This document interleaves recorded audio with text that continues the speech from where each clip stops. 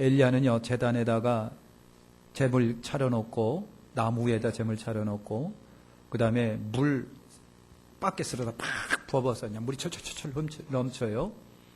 그래서 여러분 기도하는데 어떡하고요? 하늘에서 불이 내린 거예요. 불이 내려서 재물과 나무와 돌과 물 다 살라버렸다. 굉장하죠? 굉장한 거예요, 이거. 엄청난 거예요. 이거 하늘에서 불이 내렸다는 게 그게 보통 아니잖아요. 다 살라버렸어요. 완전히 살라버렸어요. 하나님이 응답하셨다는 얘기죠. 선지자를 그 바알 선자 아세라 기손 시내가 데려다가 어떻게 하고요? 다 죽여버렸어요. 그리고 이제 엘리야가 기도를 합니다. 하나님, 비 좀 내려주세요. 야, 가봐. 몇 번 했다? 7번 했다. 7번. 그러니까 여러분, 손바닥만한 구름 보고, 구름이 손바닥만하네요. 됐어. 이제는 내려가. 빨리 와. 이제 비 올 거예요. 왕이여, 내려가시죠. 비 올 겁니다. 팍 쫓아내려가. 비가 쏟아졌어요. 야, 이게 보통 일이 아닙니다. 흥분 좀 해보세요. 예? 굉장한 거예요. 자, 오늘 우리가 읽은 말씀은요, 1절서부터 19장 전체를 우리가 읽으면 좋겠는데, 시간상 못했어요. 그래서 엘리야가 이세벨에게 오늘 말씀에 보면 협박을 받아 이제 도망가는 장면이에요. 누구에게? 이세벨에게. 여러분, 엄청난 불의 역사, 비의 역사를 엘리야가 일으켰잖아요. 엘리야도 흥분스럽죠. 얼마나 흥분스러웠을까? 얼마나 그냥 벙벙 하늘을 날 것 같은 그랬을까? 얼마나 엘리야가 고무되었을까? 그리고 엘리야는요, 이제는 됐어. 이 세상 바꿔져, 이제. 근데 바꿔지기는 커녕 이세벨이 죽인다고 쫓아오는 거예요. 여러분, 이세벨에게 죽인다고 쫓아오는데, 그때 깨닫는 게 뭐냐면, 현실의 벽이 너무 높구나. 현실의 벽은 너무 높구나. 엄청난 능력, 불의 역사, 비의 역사, 그래서 갈멜산 정상에서 대승리 그런 승리가 없음에도 불구하고 현실은 그대로 우엽이 도사리고 있는 그 시대예요. 아무것도 바꿔진 게 없는 거예요. 이세벨의 협박, 아방의 협박. 여러분 그렇잖아요. 왕비는 오히려 왕비도 바꿔지지 아니하고 오히려 더 포악스러워지고. 그렇잖아요. 그래서 생명의 위협을 느껴서 광야로 도망가는 거예요. 좌절, 낙심, 원망. 하나님 그러면 안 되지 하나님. 여러분 예를 들면 그런 겁니다. 유명하신 분 강사님이 계신데 나가서 불같은 말씀 전하고 수많은 사람 안수하고 소망을 주고 복음을 전하고 그랬어요. 근데 집에 오면 뭐예요? 아이는 알아 누워있고 어머니는 치매로 똥오줌 닭 싸고 있고. 그러니까 본 강사님이 그걸 볼 때마다 좌절되고 절망스럽고 하나님 이게 뭔가요? 아니 나보고 바깥에 나가서는 그렇게 그냥 엄청난 그냥 불같이 역사하게 하시고 안수하면 낫게 하시는데 왜 우리 집은 그렇습니까? 이것과 똑같은 현상이 엘리야에게 나타난 거예요. 하나님 그렇게 엄청난 불의 역사, 하늘에서 불이 내려가고 돌도 나무도 다 살라버렸고 그래서 선지자 다 기손시내가에서 죽여버려서 헌신했는데 근데 어떻게 나를 죽이겠다 또 쫓아옵니까? 현실의 벽. 큰 벽이에요. 그걸 우리가 삶에서 굉장히 많이 느끼잖아요. 그죠? 교회에서 은혜를 받았어요. 근데 또 바깥에 나가보니까 현실의 벽은 여전히 암담스러워요. 힘들어요. 어려워요. 엘리야가 여러분 하늘에서 불이 내리면 세상이 뒤집어껴지고 하늘에서 불이 내리고 저들을 다 헌신하면 아합도 이세벨도 전부 다 항복할 것이고 다 하나님께로 돌아오고 세상은 다 개혁될 것이고 바꿔질 거라고 생각했는데 현실은 안 그런 거예요. 이세벨이 죽이겠다고 너 죽일 거야 이제. 너 죽여 그냥. 그러면서 앙심 품고 쫓아오는 그 이세벨을 피해서 엘리야가 도망가는 거예요. 여기에 좌절과 낙심이 있지만 하나님께 대한 항변도 있는 겁니다. 하나님 정말 그러실 수 없지요. 그때 유다로 광야로 도망가는데 그래서 이제 그때 천사가 엘리야를 구주를 하는 겁니다. 낙심돼서 엎어져 있는 엘리야를 천사가 와서 이렇게 어루만지는 거예요. 엘리야야, 왜 그래? 왜 그래? 그리고 숯불에 구운 떡과 물을 주어서 먹게 합니다. 겨우겨우 먹었어요. 그런데도 불구하고 엘리야가 잤다 그랬어요. 힘들어서 누운 거예요. 천사가 다시 어루만져 주면서 떡과 물을 주면서 힘을 내게 합니다. 그래서 그 힘을 얻어서 엘리야가 40주 40야를 걸어서 어디로 갔다? 어디로 갔다? 어디로 갔다? 뭐가 좀 이렇게 왔다 갔다 하는 게 좀 있어야 되는데, 아유, 내가 그래서 물을 안 마실 수가 없는 거예요, 진짜. 그래서 하나님의 산 호렙산에 이르렀다고 했어요. 하나님의 산 호렙산.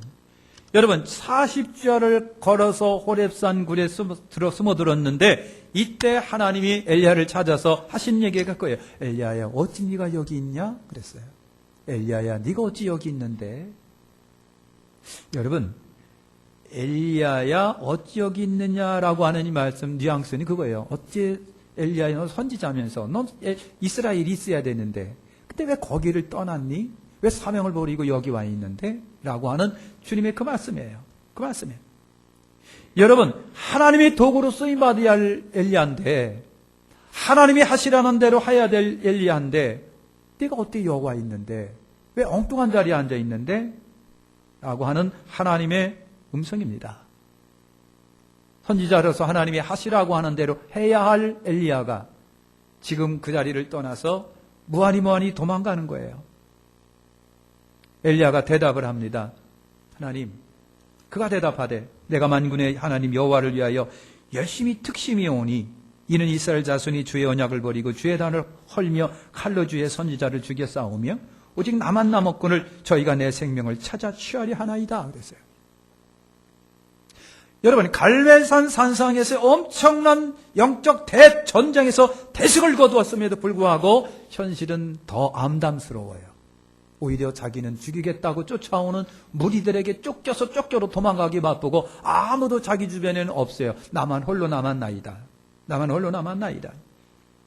엘리야는요, 어떻게 보면 불의 역사, 엄청난 권능과 초전적인 불의 역사를 통해서 모든 것이 다 정리될 거라고 생각을 했던 것 같아요. 그리고 생각대로 될 거라고 생각했는데 아닌 거예요. 두려움이 찾아옵니다. 무서움이 찾아옵니다. 도망갑니다. 무서워서 도망갑니다. 생명의 위협을 찾아서 망각하고 여러분 사명 망각하고 여러분 도망가는 거예요. 하나님이 엘리야에게, 굴에 있는 엘리야에게 엘리야야, 굴에서 나와. 그리고 하나님께서 엘리야 앞에 당신을 나타내십니다. 하나님께서 당신을 나타내시는 거예요. 어떻게 나타났었어요? 큰 바람이 부는데 말이죠. 산이 요동치고 바위가 날아가고 바위가 깨지고 엄청난 바람이 막 불어제끼는데 무섭게 짝이 없는 강풍이 막 불어제끼는 거예요. 그런데도 그 속에 하나님이 계셨다 안 계셨다? 안 계시더라. 그 다음에 찾아온 것이 여러분 뭐예요? 지진이 찾아왔어요. 그 지진, 얼마나 큰 지진, 막 온몸을 양 흔들어 제끼는 지진이 무섭게 찾아왔는데 그 지진 속에서도 하나님이 계시다 안 계시다? 안 계시다. 안 계시다. 세 번째 찾아온 게 뭐예요? 불입니다. 강한 불이, 엄청난 불이 팍 불꽃이 딱 휘어오르고 불이 타오르는데 그 속에서도 하나님이 안 계시더라. 그런 다음에 갑자기 조용해지면서 그때 세미한 하나님의 음성이 누구에게? 엘리야에게 들려집니다. 엘리야에게 하나님의 세미한 음성이 여러분 들려집니다. 그러면서 들려지는 음성이 뭐예요? 엘리야야, 내가 어찌 여기 있느냐? 그랬습니다. 엘리야야, 내가 어찌 여기 있느냐? 엘리야가 또 대답을 합니다. 만군의 하나님 여호와여, 주님을 위한 열심히 특심이신 거 아시지 않습니까? 이스라엘 자손이 주의 언약을 버리고 주의 단을 헐고 주의 선지자들 죽였으며 오직 나만 남았나이다. 저들이 내 생명까지도 찾고 찾으려 하나이다. 취하려 하나이다. 하나님이 엘리야에게 깨닫게 하시고자 하시면 뭘까? 엄청난 바람을 통해서, 여러분 지진을 통해서 불이 타오르는 그 불 속에 안 계시고 세미한 음성으로 다가오시는 그 하나님, 당신을 그렇게 나타내시는 그 하나님이 엘리야에게 하시고자 하는 메시지는 뭘까? 뭐겠습니까? 아마 하나님은 생각을 엘리야에게 바꾸라는 것 같아요. 엘리야야, 생각 좀 바꿔봐. 여러분, 엘리야는 불과 비를 통해서 사람들을 바꿀 거라고 생각을 했어요. 엘리야 산상에서 불이 내려가고 다 타버리고, 여러분 바알 아세라 선지자를 다 죽여버리고, 이제는 여러분 그냥 비도 쏟아지고, 그래서 왕도 눈이 동그래지고, 야, 뭔가 될 거라고 생각을 했는데 현실의 벽은 여전히 암담하기 짝이 없는, 하나도 안 바꿔져 있는 거예요. 하나도 안 바꿔져 있어요. 오히려 생명을 위협을 느낍니다. 안타깝습니다. 그래서 여러분 두렵습니다. 항변스럽습니다. 불만스럽습니다. 여러분, 하나님이 엘리야에게 보여주시는 그 방법을 통해서 하나님은 엘리야를 통해 엘리야가 깨닫게 하시고자 하시는 것이 있는 거예요. 여러분, 바람, 지진, 불, 그 속에 하나님이 안 계시다 그랬어요. 여러분, 엄청난 능력적인 삶, 엄청난 권세적인 삶, 여러분 오히려 그것보다도 하나님은 세밀한 음성을 통해서 당신을 나타내 보여주시면서 엘리야를 통해서 역사하기를 여러분 바라시는 거예요. 하나님은요, 엘리야를 보고 아마 그런 것을 보여주시고 계신 거예요. 엘리야야, 너의 능력적인 삶보다도, 너의 권능적인 삶보다도, 네가 표적과 기적을 일으키는 초자연적인 삶보다도, 엘리야야, 너는 종으로 내가 하는 말에 그냥 귀도 기울이고, 내가 하라면 하고 말라면 말고, 너는 그냥 내 말에 기울이고 순종하는 삶을 살으면 좋겠어. 너는 살으면 좋겠어. 아무리 표적과 기적을 일으킨 능력적 삶을 산다고 할지라도 그것이 하나님의 방법이 아니라 하나님은 조용한 말씀으로 역사하시는 거예요. 하나님이 말씀으로 역사하시는 거. 그래서 하나님은 엘리야에게 이러한 방법을 통해서 가르쳐 주시는 거예요. 엘리야야, 생각을 좀 바꿔봐 라고 하는 거예요. 능력적이고 권능적인 삶보다도 말씀을 기울이고 말씀을 듣고 그 말씀에 순종하면서 아버지, 당신의 말씀대로 하겠습니다 라고 하는 그 삶을 하나님은 원하시는 거예요. 원하시는 거예요. 그리고 곧바로 하나님이 엘리야에게 뭘 주시고요? 사명을 주십니다. 3가지 사명을 주십니다. 3가지 사명. 여러분, 3가지 사명이 여러분 뭔지를 아시죠? 하나님이 엘리야 보고 그랬어요. 엘리야야, 너는 길을 돌이켜 광야로 통하여 가서 그랬습니다. 다시 말하면 네가 왔던 길 다시 거슬러 올라가서 라고 하는 말입니다. 네가 사명을 버리고 왔지만 다시 사명을 되찾아 올라가서. 그리고 하나님이 엘리야에게 3가지 사명을 부여해 주십니다. 엘리야야, 하나는 하사엘에게 기름을 부어 넌 아람 왕을 만들어라. 2번째, 예후라는 사람에게 기름을 부어서 북왕국 이스라엘의 왕으로 삼아라. 3번째, 엘리사에게 기름을 부어 네 후계자로 삼아라. 3가지 사명을 주십니다. 3가지 사명을 주십니다.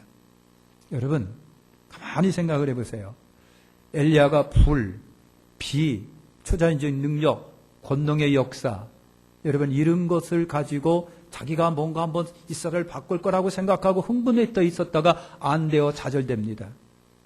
그래서 도망갑니다.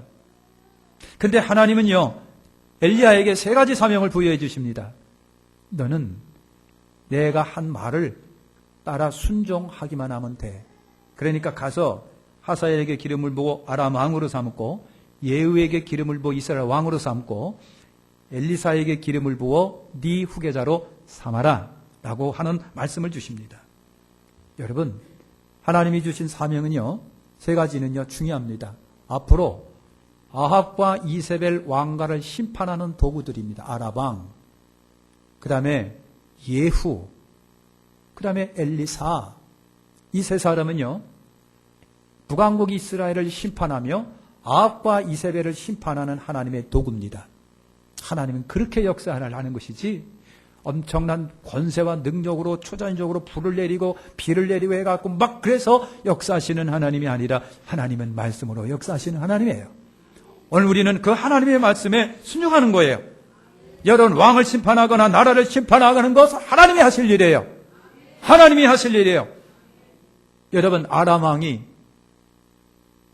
이스라엘을 얼마나 고통스럽게 했는지 몰라요. 엘리사가 기름 부은 예후라고 하는 이 왕이 누가 됩니까? 이스라엘의 왕이 됩니다. 아합 왕 바로 뒤를 이어 왕이 되면서 예후가 아합 왕 가족에 있는 생명은 씨도 안 말리고 다 죽여버립니다. 하나님이 그렇게 심판하셨습니다.